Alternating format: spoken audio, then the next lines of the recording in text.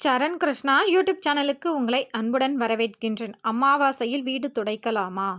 அமாவாசையில் வீடு துடைக்க வேண்டாம். ஏங்க?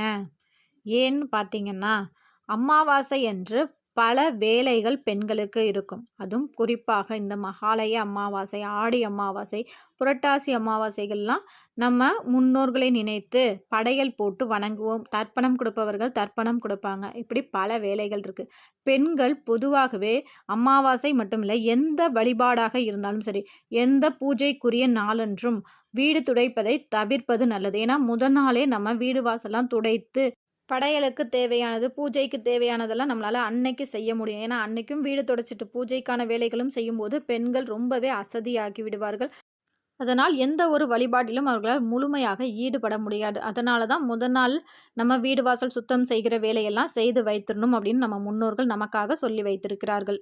இப்போது அமாவாசை என்று நம்ம சமையலில் கட்டாயம் சேர்க்க வேண்டிய 2 காய்கறிகள் என்ன அப்படிங்கிறது நம்ம சேனலில் லாங் வீடியோவாக போட்டிருக்கும். தேவைப்படுபவர்கள் கட்டாயம் பார்த்து பயன்பெறுங்கள். நன்றி, வணக்கம்.